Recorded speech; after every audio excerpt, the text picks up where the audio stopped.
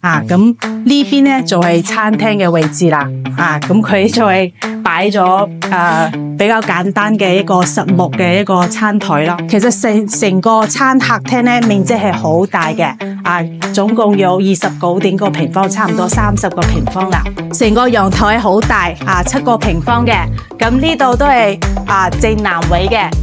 咁頭先我哋喺天台都可以望到海，咁呢度28樓都係可以望到少少海啦。呢間房同樣係唔細嘅，呢間房有11個平方，不過咧佢就做咗呢個衣櫃，到頂嘅衣櫃，2門嘅一個大衣櫃喺呢度。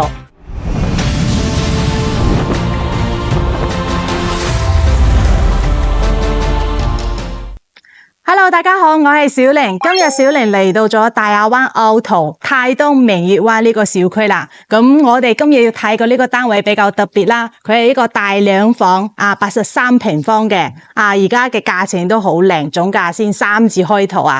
不過咧，佢係一個首先講俾大家知，佢係一個頂樓嚟嘅。咁我而家所在嘅位置咧，就喺呢個單位嘅上面。呢個天台呢度咁可以睇到啦，佢上面係做咗呢個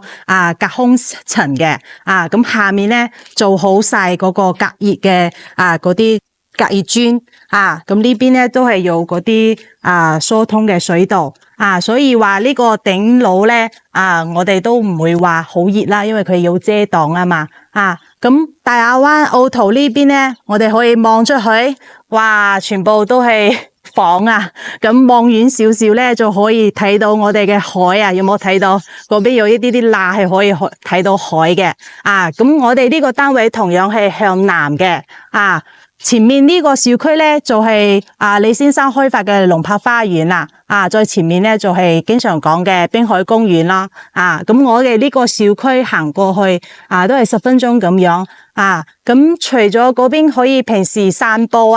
娛樂啦，嗰邊仲可以食海鮮或者係出海釣魚去海島上面露營都係好啱嘅咁呢條死馬湖路佢直通裏面去咧就係大亞灣嘅高中部所以我哋呢度都算係一個學區房嚟嘅咁呢邊咧就望遠少少啦，就係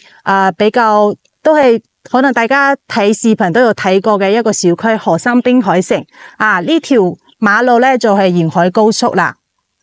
都係比較中心嘅一個位置咁我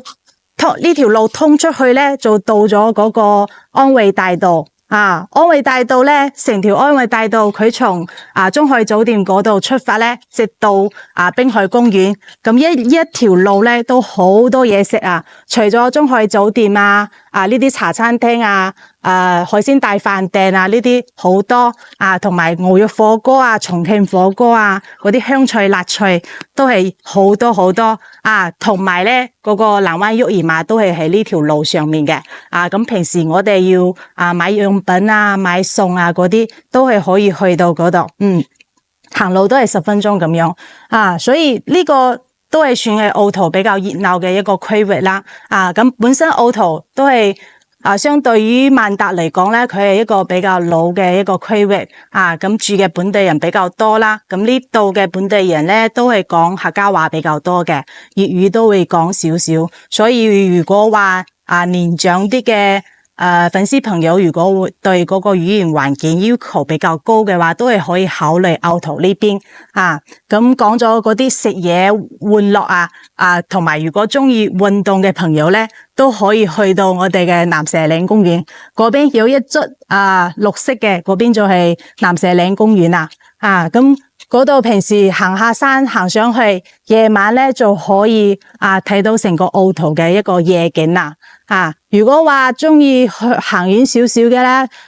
搭下公交車5-6個站都可以去到我哋4A 級嘅一個景點紅樹林公園嘅。咁之前我哋都有視頻拍過嗰邊嘅房苑嗰邊嘅空氣質地就比較好啲咯但係泰東明月灣呢度都唔差嘅泰東明月灣咧，佢係本身惠州比較知名嘅一個開發商啦同埋佢呢度嘅物業都係佢泰東自有嘅一個物業，管理費都唔貴嘅，都係1蚊幾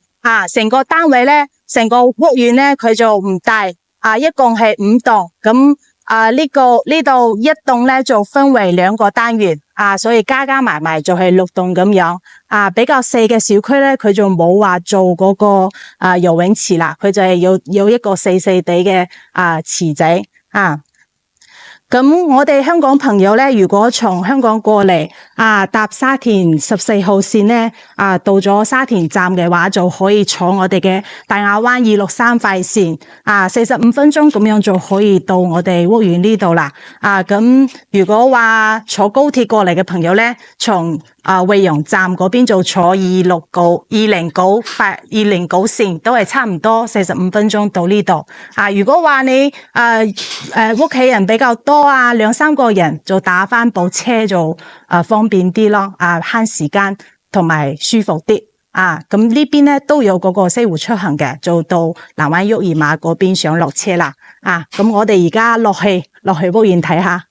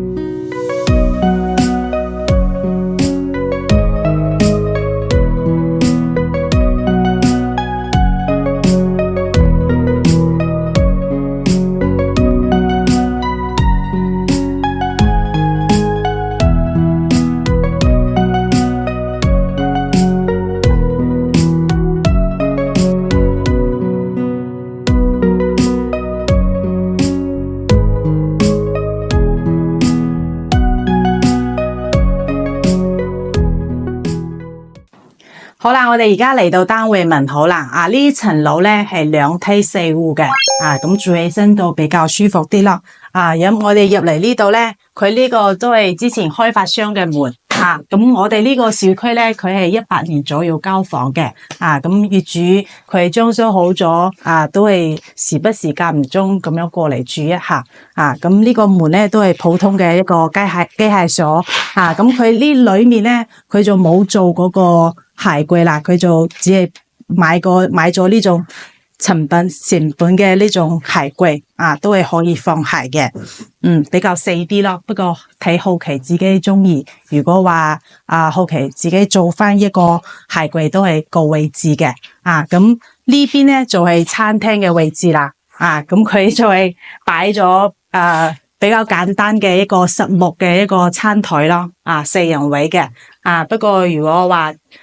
多人嘅話，仲可以加多2張位，或者係嗰種廣東凳就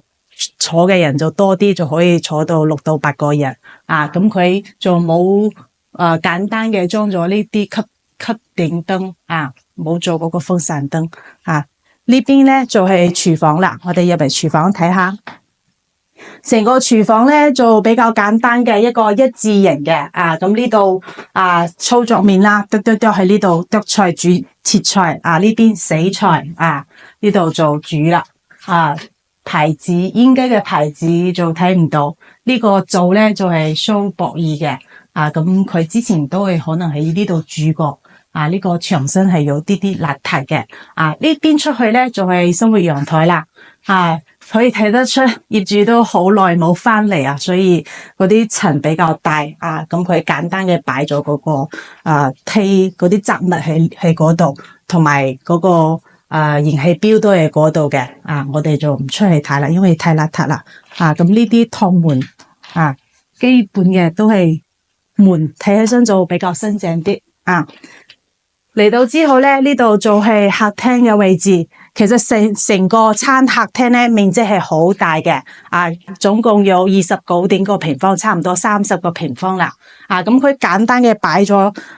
可以睇得出呢個屋佢成間屋係一個原木風嘅設計啦。咁佢呢啲電視櫃同埋茶几咧都係原木嘅，嗰個梳化就係上面係布藝嘅，下邊嗰啲柱就係都係原木嘅。一套嘅風格比較統一，出嚟呢邊咧就係陽台啦。成個陽台好大7個平方嘅，咁呢度都係正南位嘅咁頭先我哋喺天台都可以望到海，咁呢度28樓都係可以望到少少海啦，成個視野好開闊冇咩遮擋，因為下邊咧佢係嗰啲居民樓嚟嘅，同埋呢邊仲有一個幼兒園，所以前面呢一塊空地基本上就唔會有咩遮擋噶啦今日嘅天氣都係幾好嘅呢個陽台咧，佢可能之前冇點住所以嗰啲晾衫嘅佢都冇做，不過就洗衣機擺喺呢度咯，同埋有一個洗手台簡單嘅洗手台喺呢度，不過佢冇封窗所以都係好邋遢，好大嘅塵。咁呢個趟門咧，佢就係仲做咗紗窗喎。呢個紗窗都係好實用因為喺廣東呢度嗰啲蚊蟲比較多啲咁呢邊仲有一個細細地嘅飄窗地，所以成個客廳嘅嗰個光線都係好光猛。我哋嚟房間睇下第一間房咧，哇！呢個房間真係大呢個房間咧，佢都係向南嘅佢嘅窗喺呢度係向南嘅，成個房間咧有14個平方，所以話我哋呢個戶型係大兩房就係咁樣啦。咁佢呢邊擺嘅呢啲嘢就比較簡單啲啦。首先佢冇做嗰個衣櫃啦咁佢就簡單嘅擺咗呢個2米嘅一個大牆同埋擠咗一個床頭櫃喺呢度整體就係比較簡單，同埋有一個冷氣機喺呢度咯。2級能效嘅，都係美的嘅一個雪櫃。唔係雪櫃，係冷氣機喺呢度。所以成間房面積大，但係佢設計比較簡單，後期就按照自己嘅需求去設計翻衣櫃嗰啲都得咁燈呢啲都係比較簡單嘅吸頂燈嗰個瓷磚咧都係一個仿木磚嚟嘅咁我哋出邊嘅佢成間屋做嘅都係一個仿木磚嘅設計呢邊咧就係洗手間啦。成個洗手間咧，佢係3-4個平方嘅，咁佢呢邊係淋浴區啦，咁佢就冇做嗰個乾濕分離，睇如果話後期需要嘅話都可以，唔得呢度係坐廁，所以呢邊就做唔到乾濕分離，因為佢面積細，咁呢度就係坐廁啦，細細地嘅一個鏡櫃啦，同埋洗手台，咁佢呢度嘅熱水器係安埋喺呢度嘅，佢同其他嗰啲單位唔同啦，佢做嘅呢個係取水式嘅一個熱水爐，就係加熱咗，沖完一個人就要等一陣，下一個人個熱水燒好咗再沖嘅，1-2個人住都係冇問題嘅，不過要個人多嘅話就可能要等一下時間啦，咁出嚟之後咧。呢邊咧就係第2間房啦，呢間房同樣係唔細嘅，呢間房有11個平方，不過咧佢就做咗呢個衣櫃，到頂嘅衣櫃，2門嘅一個大衣櫃喺呢度。可能佢考慮到呢間房嘅視野比較好所以佢就作為一個主人間去使用啦，所以佢就做咗嗰個衣櫃。咁呢邊成散嘅一個落地窗啦，可以望到嘅景觀就同我哋頭先主陽台嗰邊係一樣嘅，好開闊，咁而家嘅光線都係好好，咁佢擺嘅呢個牆咧都係實木嘅一個牆。因為佢成間屋都係原木嘅一個風格咁佢呢啲牆咧都係揀嘅嗰種原木風格嘅牆睇起身比較矮啲，因為佢可能比較中意瞓嗰啲薄墊所以佢嗰個墊咧係比較薄嘅如果正常嘅話，我哋中意厚啲嘅，應該係到呢個高度嘅咁佢。咁樣睇起身比較矮啲，嗰邊仲有都係擠咗一個床頭櫃嗰度啦，同埋嗰個冷氣都係有嘅。咁佢嘅門咧都係一個白色嘅，咁佢成個單位咧，本身佢係一個大兩房啊，但係咧佢放嘅呢啲家私咧就比較簡單啲，咁可能之前嘅業主佢就係中意呢種簡約嘅原木風啊，所以無論佢嘅家私啊呢啲地板啊，佢都係選擇呢啲原木嘅一個元素去設計啊。咁呢個單位咧83.63個平方，而家總價係37萬。咁單價先4400喎，咁樣近海嘅一個單位咧，真係值得大家去考慮一下啦。咁佢成個戶型廳大房間，兩個房間大，兩個房間都係10個平方以上嘅，同埋主陽台都係好大嘅，所以退休嘅人士或者係想買層樓過嚟呢邊度假嘅都係好啱嘅。咁佢因為有咁高啊嘛，雖然係頂樓，但係而家12點嘅時候喺裏面都感覺唔到話熱因為佢做咗嗰個隔熱層同埋嗰個架空可以遮擋住嗰啲熱氣咁高嘅地方睇出去視野就好好啦，同埋咧呢度雖然28樓佢小區下面咧仲墊高咗嘅，所以呢度都差唔多係30幾樓，所以成個出邊睇出去咧都好開闊，同埋冇咩遮擋仲可以望得少少嘅海啦。咁成個奧圖咧，你無論係食嘢同埋玩都係好方便嘅。無論話你中意食茶餐廳點心嗰啲咁呢邊好似中海酒店望海路海鮮大飯店都呢啲都可以有點心可以食。咁呢邊外地人都有所以呢邊嘅香脆辣脆都係好多。咁玩嘅地方啦，因為靠近海邊嘛，梗係靠近海嘅話，你無論係出海食海鮮去島上嗰啲露營同埋嗰邊仲有一個大涌村裏面仲有嗰啲農莊可以食嘅，所以呢邊中意食嘢嘅真係好多選擇。中意玩嘅話，小巨綠道嗰邊仲有嗰種跳傘如果中意冒險、中意挑戰自己嘅朋友都可以去到嗰邊，有咁樣嘅一個娛樂可以俾到大家。咁如果話平時中意行下公園呢邊公園真係好多。頭先講嘅濱海公園漁人碼頭同埋南蛇嶺，再遠啲嘅紅樹林公園，真係好多俾大家選擇嘅。買菜嗰啲做南灣沃爾瑪啦，大溫壩市場呢度都係行路10分鐘嘅一個生活圈，全部都可以滿足到大家。咁呢個屋咧，我哋就講到呢度。如果話大家對呢個房源有興趣嘅話，就可以掃下我哋視頻上方嘅二維碼聯絡我哋都有專車可以接送到大家過嚟睇樓嘅。咁今期嘅節目就到呢度啦，我哋下期再見，拜拜。